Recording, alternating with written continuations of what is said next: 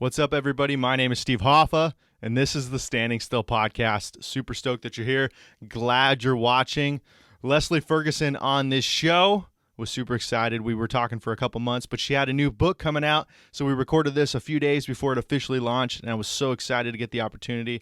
When I Was Her Daughter, that's her new book, talking all about her relationship with her mother, her relationship with her brother, and kind of her story through the foster care system. Really powerful stuff, as you guys will watch and see. And you know what?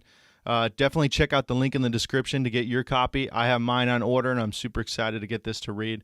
All the reviews that are coming in show it to be, I think, a pretty good read. So definitely check that out. But we talked about a lot of different things. We talked about writing as well, kind of, like I said, her story through college, who she was, wanting to be perfect at everything, and then ultimately transitioning to writing as an outlet, which I could totally relate to because this podcast is kind of an outlet for me.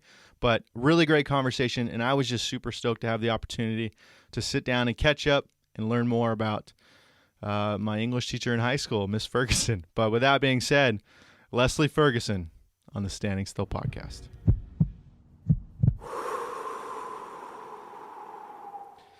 Anyways, cool. You ready to go? Last ready. Chance. I'm running. Okay. All right. Leslie Ferguson, how are you? How's it going? How is life? I'm well. It's going very well. Life is good. Yeah, life is good. You are my junior year of high school English teacher, and now you have a book coming out, and things are firing on all cylinders, and I cannot believe, to be honest with you, we've kind of been hanging out for the last 15 minutes, but I cannot believe that you're in my apartment and we're doing this show. I can't believe it. Well, it's happening. It's happening. Okay, so we'll get into some memories for sure, but first off, top of the show, definitely want to talk about your book. Okay. I mean, what's it called? I know it's what's called, obviously. I have it on order, but what's the elevator pitch? And then we'll get into it. I should have practiced this, probably. The title is When I Was Her Daughter. Mm-hmm. It's a memoir. Okay. And it's basically part of my childhood, living with my mom, who was mentally ill, and my brother, and the things we went through. And my journey basically through my biological mother's madness and out the other side when things turned around and got better and changed my life. So, okay, quick thing. I'm so excited about this show. I was literally sitting, I kind of left all the other coworkers today on my lunch break. I was like, okay, you know, when you're going to have a conversation for these things, at least for myself, you kind of know what you're going to talk about, but I usually wait towards the end or maybe the day of or the day before to like sit down like, all right, here's my notes. So on my lunch break today, I was writing out these notes, and I realized I have this snapshot image and kind of this idea of who you are from being in your class in high school, and I'm sure you have the same with me, being this bratty little kid. And now I not only get to know you now, but also you have this book that's totally about your childhood, which I had no clue of in high school. And there's such a story there, which we'll definitely get into. And I'm super excited to get into this. So this book's a lot about your mother, a lot about your childhood. How long have you wanted to do this book? For a long time? A long time. Okay. I was in college and I started writing poetry, and I realized I was writing some things about my childhood that were just kind of coming out. And I was also writing in a way that was very guarded, and I wasn't saying very much, and I wasn't able to tap into emotion. Everything was just very superficial. Yeah. And that's how I lived my life, I think, to try to get through what I went through. I kind of tried to ignore that it happened or denied it and focused on what is my life now? How can I have this different other life? That bad stuff didn't happen. I'm okay. And after college, I started teaching. Right. And at some point, students started saying to me, people just, they would ask questions about me and how I grew up. And I would just say little things that weren't even specific. And they would say, oh, you should write a book. You should write a book. And I don't recommend that anybody should write a book just because someone tells them they should write a book. Sure. But I started some therapy and more writing about it just to process everything that had happened. Mm-hmm. And then I realized, you know what? I think I'm going to write a book. Mm-hmm. And my thesis in grad school was a version of this book. Not a very good version, I don't think. And it's just been years and years. Like, I think I started, 2004, where I really started like, okay, I'm going to write this as if it's going to be a book. Mm-hmm. And I'm going to cobble it together somehow. Right. And it's going to be a book. So, okay. I don't want to give away your book, but Cliff Notes, kind of so people, because you're definitely referring to your childhood. The Cliff Notes, I kind of read a little bit on your website and things like that when I was doing my research about this show, right? I'm so professional. But, yeah, so, so your mother was mentally ill. I understand you got away from her, you and your little brother? Yeah. You and your little brother, foster home, right? Mm-hmm. And then you ultimately went to college, and then you started writing poetry and things like that. That's Yeah. kind of the Cliff Notes that I have.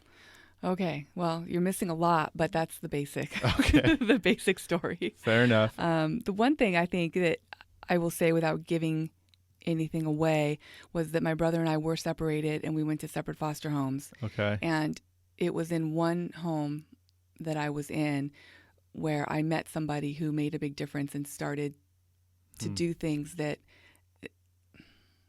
essentially changed my life forever. In a better way? Yes. Okay. For sure. For sure. For sure. Okay. So, and I definitely have some notes on this, and I want to get into this. You started talking about writing. It was in college you started writing, right? Poetry and things like that. Why do you think you chose writing as an outlet? Or would you even describe it as an outlet? Yes. Okay. So why do you think you chose writing, and how long after you started, because you mentioned kind of you realized the lack of symmetry with your life, or maybe your true life, like it was a little shallow, maybe it wasn't fully like, all right, this is actually how I feel. So yeah, when did you think that, or why did you think that was going to be a good outlet? And then what do you think, or how long, what was that timeline until you kind of realize, you can make that real life connection between this is what I'm writing and this is how I'm feeling, and I threw a lot at you right now. So I would say that when I was younger, sports were my outlet. Okay. And, just the idea of driving my body hard and running and pounding and getting good at sports. But I was also good at school. And they were all things that I could do to take my mind off of anything else. Mm-hmm. I didn't have to feel if I was just playing sports and getting good at that, or doing my schoolwork and getting good at that. Mm-hmm. And then I graduated with a writing major, but I first was interested in psychology. So I think when psychology became boring in college, I looked for another, like, who am I? What am I going to be? What can I do? Mm-hmm. Everything just was kind of boring. And I enjoyed writing, my writing classes. In English, I was good at it. Mm-hmm. So I thought, let me get my teaching credential. I'll teach for 5 years. I'll go back to grad school, and then I'll do what I'm really supposed to do with my life. And I did go to grad school 5 years later, and I got my MFA in creative writing and my master's in English literature. Nice. And usually all you can do with that is teach. Sure. Or write. So it turned out that I was already doing what I was supposed to be doing with the rest of my life. But the writing thing took precedence because I was always coming back to it. And it wasn't you asked at what point did I realize it was going to be helping me process, or when the emotions kind of came into it. Sure. I think I journaled a lot, and I wrote things that just kind of came to me. A lot of it was trying to process my childhood and my biological mother's illness. Mm-hmm. And the more I wrote and the more I worked with other writers and we did read and critiques, and the more I learned about good writing, I realized I needed to step up my game. And so my writing has evolved because of that, just in the natural course of things, of years of doing it. So, every once in a while I'll read something that I wrote years ago and it doesn't sound like what I wrote, but it sounds really good. And I'll say to myself, did I write that? Like, why can't it come out like that all the time?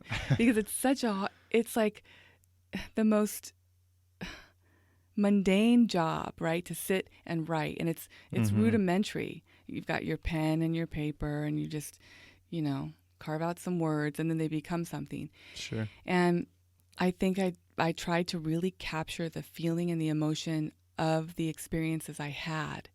And that became cathartic for me and became healing because I processed it on paper, and now it's still in me. I still know my story, but it's over there on paper. Sure. So I don't have to carry it, and it's not as heavy. And that became really interesting for me to experience. Interesting. Would you say it almost forced you to reflect or reflect deeper? Absolutely. Interesting. Yeah, I've been thinking about that myself, actually. I say the last 2 weeks where I've been really I've been trying to do it for a while, but it's just kind of been fresh on my mind of thinking about this aspect, bringing it into my own life, right? I do this show and blah, blah, blah. And, I have guests on like yourself where it's like, okay, cool. You got a book out, so it's totally going to be about you. And then there's just nothing wrong with that. I'm happy that you're here. But then there's some where it's just I need the outlet of the podcast of just I'm going to invite 3 friends over, and what do I have written down? And it's just going to be talking about life. You know what I mean? And so I'll literally just sit down with the calendar on my phone and just go, okay, what's happened in my life? Okay, so my truck's been stolen. Okay, I went to a wedding, and a woman told me that some really weird stuff that I'll talk about on a podcast soon. But you know what I mean? I'll just sit down, and it forces me to reflect. So the fact, and I mean, I don't want to put words in your mouth, but this is kind of what I'm hearing. You kind of realize that you like to write, and then you wanted to go, and then you kind of realize, I'm just trying to think of the timeline here. So you realize you like to write, and then you kind of realize like, oh, I should be going deeper. And then that forced you to kind of think about, certain things and really reflect. And then now the writing even got that much more addictive for you, I would imagine, right? So that was in your 20s. Where does writing for you now? I mean, here you are, you have this book. I definitely want to get back to your book because I want that to shine for this episode. Yeah. You have this new book. You said you started it in 2004. How do you think and this is kind of a broad paint stroke question, but how do you think your view on writing has changed from, here we are talking about your 20s, and then here, this much time has passed, and now you have your actual own book coming out. Is your idea of writing similar to when you were in your 20s, or how has that evolved? And these are tough questions. This is a tough question. Yeah. Before, when I wrote, I wasn't trying to do anything or be anything. Maybe I was trying to write a poem for class or write a story, and I hoped that my classmates and my teacher would respond favorably. So there's that kind of aspect of creating something that you're going to show somebody and getting excited for their feedback. So that's the same. And I have writer friends who are the same, that they'll tell me that they've written a story or a poem. Do I want to see it? We're just hungry for someone to say, oh, I like what you did. And we need to be able to say, look what I did, see? And there's kind of a childish aspect of it. It's like when you're little and you're like, Mom, look, watch me. Look, Mom. Interesting. And so it's kind of grown into this thing of, if I think that I need to write because the story is in me and I need to tell it, or poems just come out of me and I need to write them down, how does that transfer over to something that becomes a book, right? Right. Hard work, effort, really intentional writing and crafting. And so the way I look at it now is more like an art rather than just scribbling some things down on the page that I don't even have in any order, that I can't even find if they're on literal pages or in files on my computer, versus something that now I've intentionally put together. It's ordered a certain way. I've revised it. I've gone over it a million times. Right. And other people are saying, wow, this is good. And so it's kind of the same, but just at a different level and on a deeper level. And it's addictive. Like we were talking about earlier, it's something that I feel like I'm happiest when I'm writing something that I know is meaningful to me, that I think is good, that might have meaning for others. Well, I've seen the reviews that you've been posting. People are loving your book. All right. Which, I don't care what anybody says. That feels great. It does. You know what I mean? You've worked on it for so long. It does. And then people say that they love what you've done. Oh, that's got to feel so good. It does. I mean, I know you're trying to underplay it. But I know the second you leave, you're like, oh my gosh, it feels so great. You know what I mean? Well, my uncle, this was years and years ago, when I think I was in college and told him that I was majoring in writing. I changed my major and wanted to be a writer. And he goes, oh, a dreamer, huh? Yeah. And so, I'm a dreamer and I'm a doer. So it's kind of sweet to see all those years of hard work and people probably not believing that I was ever going to finish this book because they knew I was writing it and I was always writing it. But I could totally relate. Episode comes out every week. Not very many people watch it, but here we are. Okay, so here's kind of a more simple question. When you want to go, because I actually myself, I don't think I can write a book, but I've been hankering to write something that's not just material. I have no idea where to start. So here we are. I'm in your classroom again. How do you, as you can tell how uneducated I am on this subject, where do you even start? I don't even have an idea. I just have this feeling like I want to write something. So my recommendation is just to write it. And if you don't know yet if it is going to be poetry or short story, fiction, or memoir, essays, you don't even have that idea? I have no idea. Yeah. So the first thing would be look at what you like to read.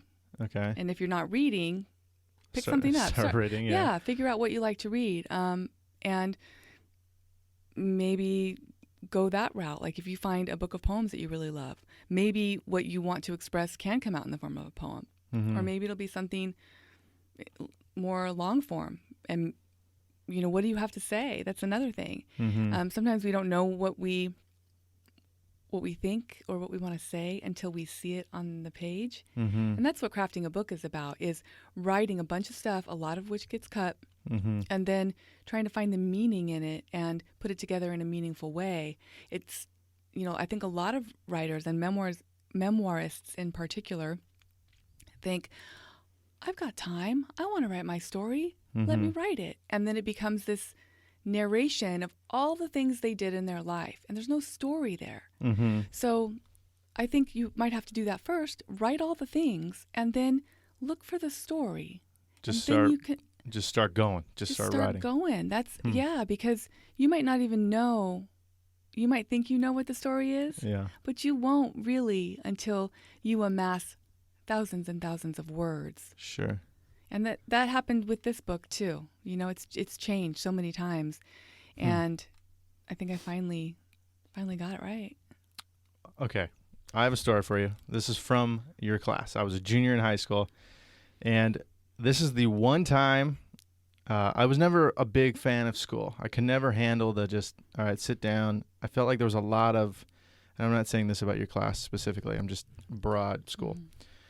I felt like there was a lot of fat to be trimmed in the sense of like, here, do this. And I'm like, why do I need to do this? There's definitely things that you need to learn that are at school, but there's a lot that I don't remember and I'm never going to use. You know what I mean? And that used to drive me nuts. Yeah. However, obviously, I've never written a book or anything like that to that level, but just reports and different things like that, essays. The only thing I've ever written for school, or really ever, other than just for this podcast, that I was excited I wasn't excited to start, and then I was excited while I was doing it, was something from your class. I don't remember the subject, but I think it was like 2 pages that we had to do, so there was a length requirement. And I remember I think it was just write a story, because I remember the beginning of it was like this guy that woke up and then he was walking down the street and he spilled cereal, and it was a bunch of random but I remember I got so into writing. It was so specific and detailed. And I was so proud of that. And I remember I was like already a page and a half in, so I just had to like finish half a page. So the story didn't make sense at all. Yeah. And I was the same thing. I was so excited. I was like, hey, you want to read this? And everybody's like, oh, the beginning's great. And then it just kind of is retarded at the end. You know what I mean? And you even said, I think I got like a C+ or B-. You're like, you wrote on the top, like, great beginning. But I still have that, here we are like 10 years later for me. And I still have that moment of like, that was where I really was just imagining, and I wrote it very articulate. Like when you read it, you could really see what was going on. And even though that was a page and a half, that excites me to write something else. Like I feel like I might still have that in me somewhere, Obviously I've done stand-up a couple times, so like that's an outlet of articulating things. This is an outlet of articulating things. Like that's what excites me about writing. I have no idea it's kind of like a tattoo. Like I have no idea what I would want to get, but I see a guy with a cool tattoo and I'm like, that's cool. Right, you know what I mean? And I don't know. And I just wanted to tell you that, like, the only thing I've ever been excited when I was writing something was in your class, Well, that's cool. And I think that, it speaks to that I was always trying to get you guys to write, just to express and to kind of see, in different ways, different kinds of writing, just to kind of get that momentum and see what you can do. Mm-hmm. And I think, that's a good sign. Like you said, for you, maybe you just want to sit down and give yourself time to just write anything and everything and see what you do and see what you're excited about and what you want to continue doing. And if you like the long form, writing a story of something that you've created, like a fiction, if you can see this guy walking down the street eating a bowl of cereal and he drops it, where does that go? Yeah. There's something there. So, but you gave up on yourself in that assignment, even though you were excited. You just finished it to finish it. Right. But what if you didn't give up on yourself? What if you just kept going for the sake of going because you were interested to see what was in there and what came out? 100%. The whole identity and the younger, immature self of me, which doesn't make sense at all what I just said, but yeah, I totally gave up, and it was like, that was cool, but I have this assignment. I'm not going to work extra. Right. Like, here it is. It's done. Right. You know what I mean? Okay. So now I don't even want to say you are done with the book, but you're just coming out with it. And I feel like that's part of the process of like really as it comes out.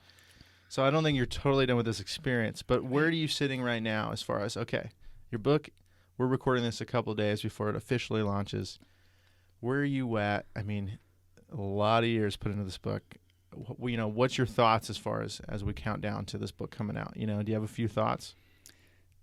As far as where I am with the book and promoting it, or where I am just a couple things jump to my mind in the sense of like, your thoughts on the final product of the book, because you were there at the beginning and you said it's changed a bunch of times. Yeah. So you're like, okay, well, this version is this, you know what I mean? Yeah.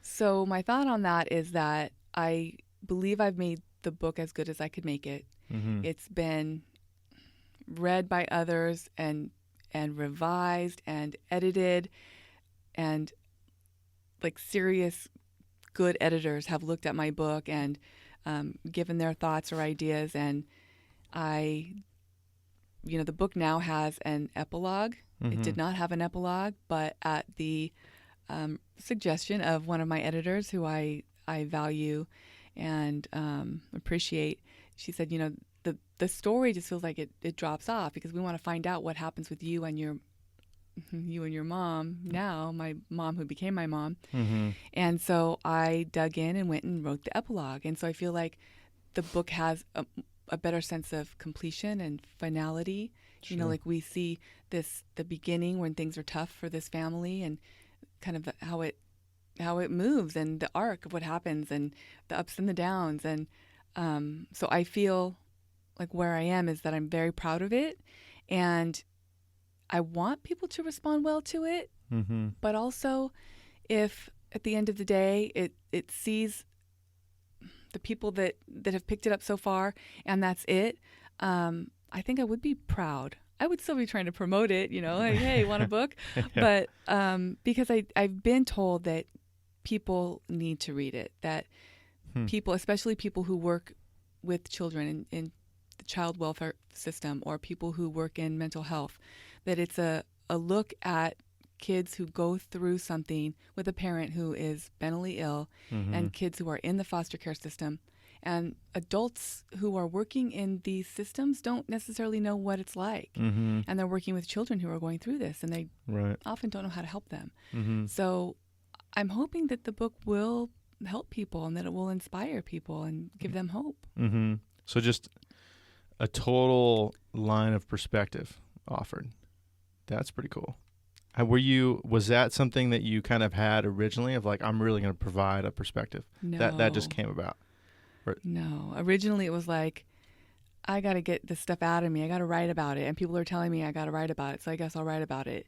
And it was trying to go back in my memory to events, to experiences that I had, and really trying to recreate the scene in my head, in my body, and carrying that trauma all over again so that I could get it out of me for good. Sure. And I didn't write scenes in order as they occurred. I tried to do some timelines. I tried to think, okay, what is the thing I remember that I think could be turned into a scene on a bigger scale that might have meaning? What's the meaning? I don't know. This happened. And so crafting the memoir, having things that reoccur, images and motifs and ideas that keep coming back that kind of drive the young me in the book, so that the reader can see her story and see where she was and how she grows and changes and what's learned by the end. So all of that came with just being in school and learning a lot about writing and reading, things that I didn't know very well when I first started. Were you, and we're kind of going back in time, but we've already talked about kind of where you were at college, and that's when you started writing. Were you kind of very articulate before that, or what kind of person were you leading into that phase, Leading into that phase, I was a person who tried to always be perfect at everything she did. I tried to be the best basketball player, the best volleyball player, the best student. I tried to put my head down and just work and go and move. And I didn't know what to do with my emotions. They did impact me sometimes, and not in a good way, but I would have sadness or depression or bouts of like, I don't know why I feel this way, or times when my body would just hurt, and I was young and athletic. And I think it was my body dealing with the grief of everything I had gone through, and I'd never dealt with it. I didn't really have a therapist who was trying to pull things out of me and help me reimagine a better way forward, a better way through what had happened. It was always just stuck in me, and I never talked about it. Sure. I didn't really tell people what had happened. And I think that going through it, I've kind of come to this feeling of healing, that my body feels different, my mind feels different, and I wonder how much of it is psychological. Like, if I tell myself I wrote a book and I got it all out, that means I'm healed or healing. I don't know, because I do feel better, and it might just be that I've, like last week I lost 3 pounds, like just because I'm like, well, that was the book, I got it all out, So it's just a weird experience to now have written it and it's published. There's no more editing. There's no more, well, is this good? Do I need to cut this? Am I going to find a publisher? It's done. So next, what am I going to write next? Now I'm where Shoulder you are. shrug. Yeah. It's like, I'm just going to go and see. I definitely want to hear kind of what your thoughts on what's going next. But one thing that I thought of, and I'm curious what your take is so you were super into sports. You were that person that wanted to be perfect at everything.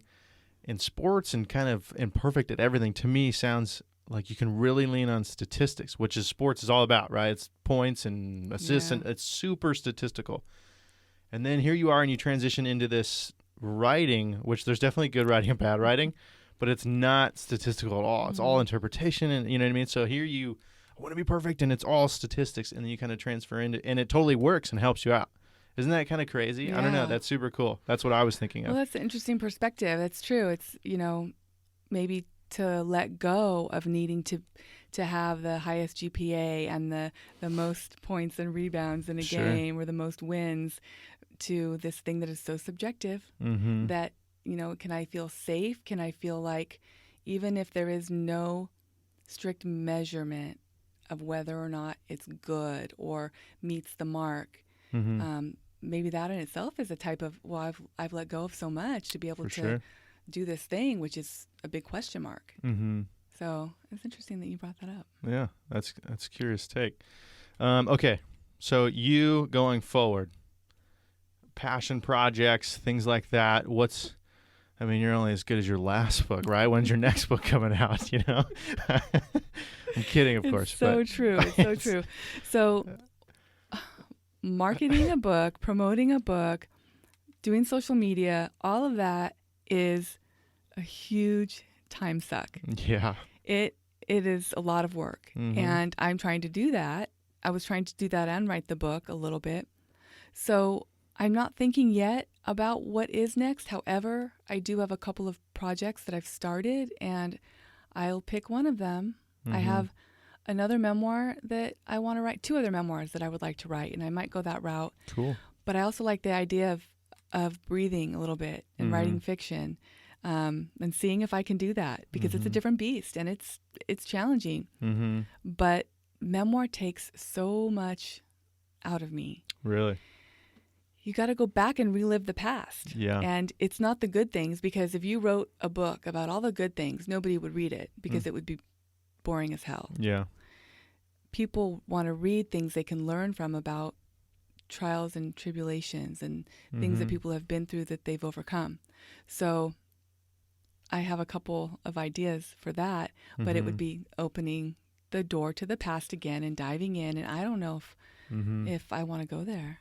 And it's interesting how, I mean, I would imagine, I've never done what you're talking about, especially at your level, but so it's very productive. You know, I think you could argue of, you know, going to that place, right? Those hard moments, and, you know, whether you write it down or not, but going there. And then, but now it becomes this project. So even if you're having a bad day or a good day, it's like, all right, well, now I need to continue to keep going into that place, you know, which there's definitely those people that don't go to that place ever, which is unhealthy.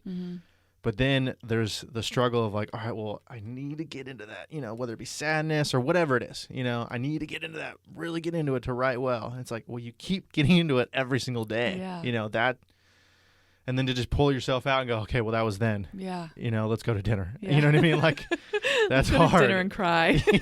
For real. Like that's hard. Well, and I think about, you know, to do it, one thing that was hard for me with this book from the very beginning was writing about my family members,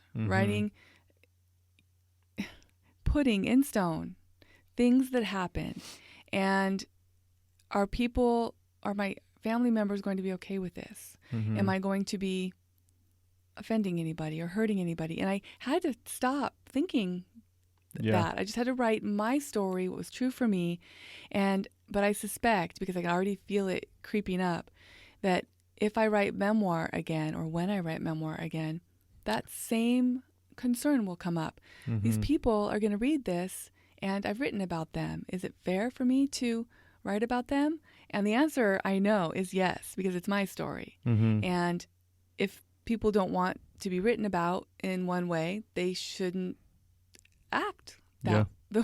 They should behave better if they want to be written about better, I guess. And so you can't. And people echo this, you know, when I'm stuck, when I'm writing, like I've written these little memoirs for Vamp that I've performed at live readings. And in writing them in critiques and revising, people keep echoing, you have to write this as if everybody is dead. You cannot worry about their feelings, because then you don't go deep enough, because you're worried, you sugarcoat things, you leave things out that really should be said. So interesting. Yeah, isn't it crazy how you can totally overcome that mountain of like, you know what, I'm going to be vulnerable and I'm here. And then 2 days later, you're like, I don't know if I should say that. I mean, literally this week, it was last Friday, this carpenter that was on this job who I don't know, and I don't know how it came up that I have a podcast. Probably because I just run through the halls screaming that I have a podcast or something to that like. Probably but that. Yeah. But it was ultimately he found out and he's like, oh, what's it called? I'll take a listen this weekend. And then he came in on Monday and I saw him and I didn't say anything. You know, I'm not going to be like, hey, did you listen to it? Did you listen to my mixtape? You know, I'm not going to be that guy. If he listened to it, he listened to it. So he brought it up when I happened to see him on Monday.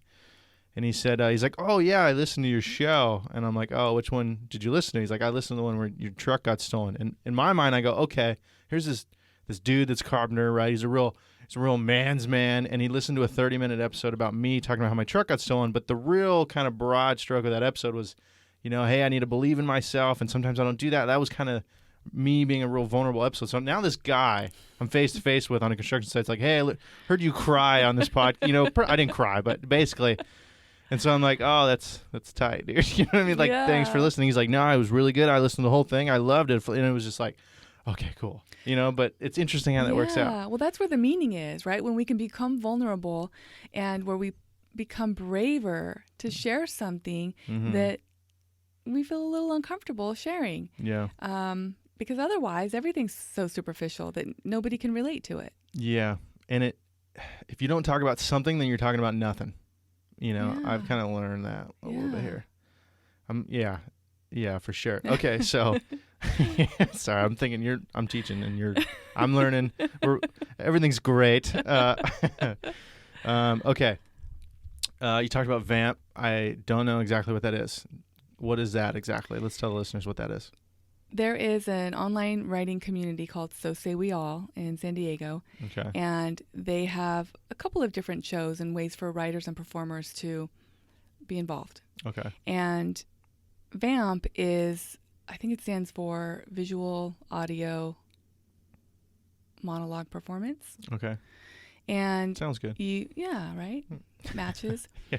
And you submit your story to them. And if you get chosen to be on the show, you work for 2 to 3 weeks with coaches and editors, and you tighten your story, you get the word count right, you practice how you're going to perform it, and then you are recorded and in front of a live audience, and you perform your story that you've also prepared visual aids like pictures that are on it like a slideshow. And it's this really great way for writers to come to the community and the community to come to listen to writers and share stories. That's super and cool. I've done it 3 times, and I was very nervous each time. But it was so addictive that I did it, and I was like, oh my gosh, yes. Like whatever this is, yes. So I kept doing it, and I finally got rejected.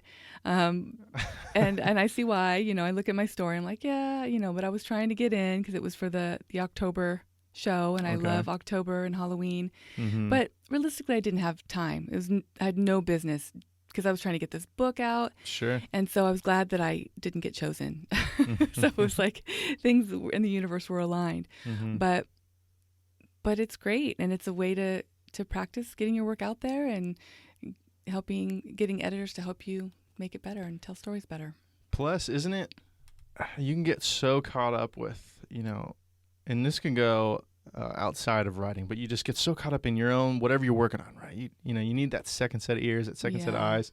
You can spend so long, and you keep going back and forth, and it's just like, you just need to read it to somebody for sure, and saying it out loud too. Well, writing is I was talking about this the other day, it's so isolating. It's just you and your thoughts, Right. I mean, it's madness making. How dangerous do you want to let it get? That's right. Yeah. And so to be able to say I have this story, and they accept it, and then you read it and you share it, it kind of makes the writing a little less isolated. It's not just me with my thoughts anymore. It's now the audience is involved. There's people. It's a community. And I think that writers need that. Everybody needs that. For sure. There's a lot of value in whatever you're working on to show it to others and kind of have that vulnerability for sure.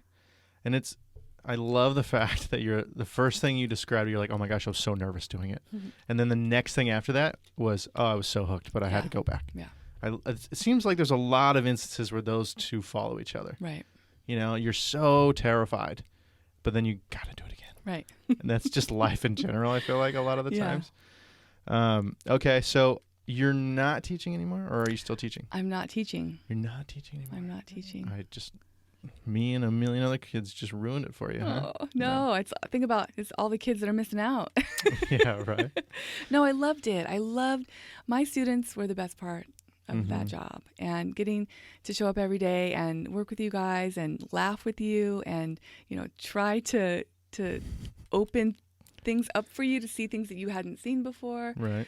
It was really wonderful. Be patient with me. Yeah, for sure. Yeah. Oh, no, it was fun. I mean, the students who had big personalities were so fun, and you included, because you challenged me in a way that was, you were never bad. You were a good kid, and you were smart, and I could see that in you. So it was really fun to try to make an assignment that would interest you. Yeah. And I did it once. You did I it got once. one. That's all right. Well, you're the only one to ever do it in the 12 years I went to school. So Yeah. that's definitely a feather in your cap. I hope you realize that. But okay, so where do you think? Well, what are you doing now? What are you doing as a living now? So you're not teaching. You wrote your book, and I hope you make millions of dollars in your book. But I really do. And I won't call you if I find out you're making $1 million. I promise I won't call you. But well, that's not going to happen, right?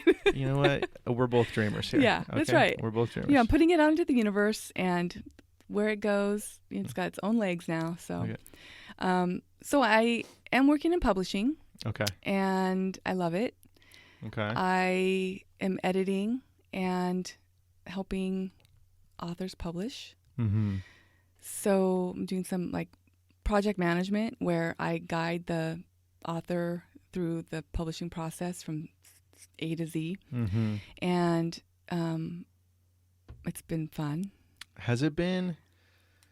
The first thing I think of, if I were to try to put myself in your shoes of okay, so I'm going to be reading others' material as a job. Yeah. And then on my own, I want to write my own material.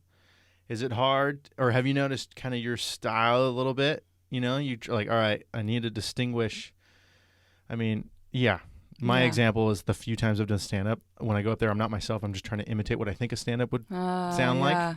You know, and I realize I'm not myself, and it's usually not funny at all, and it sucks. But you know what I mean? So how is that? Obviously, there's value, and you can kind of learn from others because you're getting to read so much. But you still want to, while learning, have your own style. Has that been an interesting kind of balance for you? I think that when I write, my style comes out so that, I used to try to emulate writers that I enjoyed when I read their work. Mm-hmm. And I do notice the work that I read as an editor, it is all very different. Every writer has their own style and their own voice. Mm-hmm. So it's not really a challenge. There hasn't been a time where I've read somebody's work and then go to write something of my own and I feel like I'm stuck because I just read what they wrote. Mm-hmm. Because it's all very different. And that's why we need writers from all walks of life. And for sure.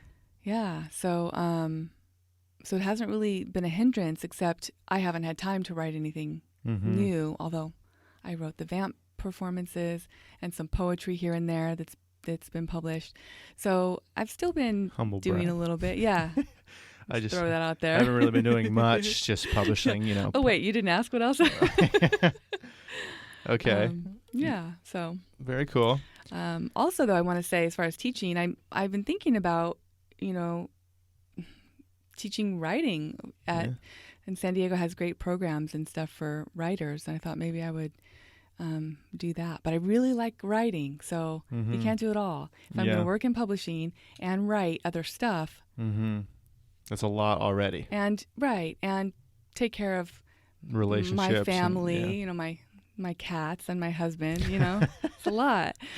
Cats is a big one. Cats. And then there's a huge comma, and then there's husband That's right after that. Yeah, that's right. Okay. Well, I'll give you a genuine compliment. I think you inspire that. I know you inspire the hell out of me. I love the fact that, because I went through a lot of stuff in my own head in my early 20s for sure. And, here I am. I have this outlet. And I love the fact that you, for one, have busted your ass. You found a great outlet, right, with articulating yourself, which forced you to reflect, which obviously I can totally relate to with this. And now you're doing that as a living and helping others do it too. I mean, does that just... Yeah. Gosh, oh my gosh, it's so cool.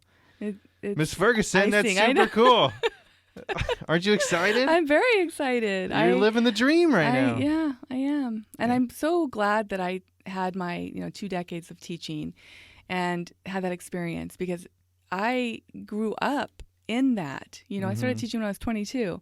So I became a woman and learned so much about people and about myself through teaching that I don't know that I would have been half the writer that I am today if I hadn't done that. And I love what I'm doing now, and I feel so lucky to be able to do it. For sure. We talked about, your students were arguably your favorite part about being a teacher. Do you have any other big takeaways in a more selfish manner of just kind of I learned a lot about this, or you know what I mean? Just dealing with people, I would imagine. One thing I learned was how to treat people as people rather than as my students in the classroom who are supposed to do X, Y, and Z, and they have to follow these rules, and I'm going to grade their paper, and it's graded like this. I think I learned how to be a better teacher by being a new teacher who didn't know anything and learning over the years and having so many different kinds of students and working with their families and realizing, what kind of teacher do I want to be? And I didn't get it right all the time. There are times I can think of that I wish I would have handled that better, or I wish I wouldn't have said that, or, I think in retrospect, you can't be perfect at everything. Right. And that was news to me because I was certainly trying. Yeah. But I learned a lot about people and about how I want to be remembered and how I want people to walk away from the interaction they have with me. And I also learned that, it was a job that I really worked hard while school was in, and in the summers, there were some things to do. It wasn't just sitting back doing nothing, but we had time. And I learned that I wanted to travel, and I did. That's and cool. So I've gotten to see a lot of the world, and that was kind of a goal of a dream that I hope, once COVID slows down a little bit more. But it's just been a great journey. For sure. Yeah. An exceptional journey and a great story. You're definitely welcome on here every time. Thank you. I usually end the podcast with this question for any new guests, but the standing still for me, we talked about this kind of being an outlet, right? And the name itself kind of means standing still, just kind of having that moment of clarity, sitting down, appreciating. A lot of it's appreciating for me, a lot, myself included. If I'm not going to be perfect at something, I usually just don't do it at all, which is a super toxic trait to have in somebody. I've learned over the last few years. I know nothing about that. So, yeah, just kind of standing still. Maybe you have a memory, or just kind of what does that mean to you? I think it means what you said, just being able to take time because life is so busy.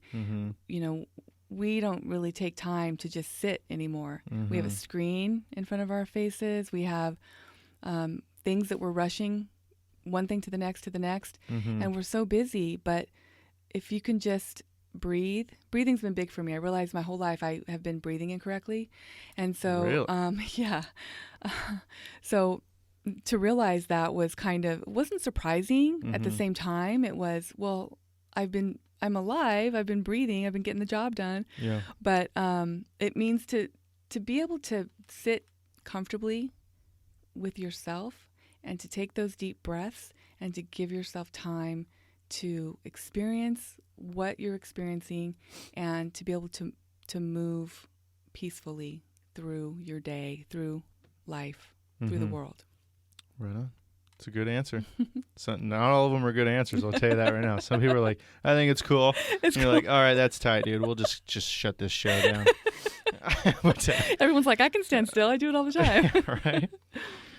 Okay. Is there anything else you wanted to bring up before we wrap? Just that this was awesome. Thank you so much for having me on. It's such an honor and a pleasure to see you in your element, and I appreciate the time. Same goes to you.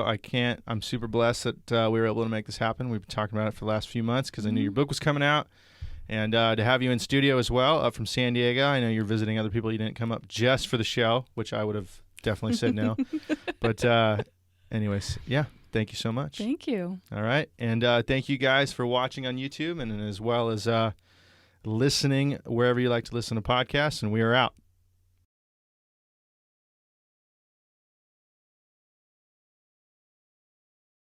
If you enjoyed this content, be sure to check out the Standing Still podcast, both here on YouTube and wherever else you listen to podcasts.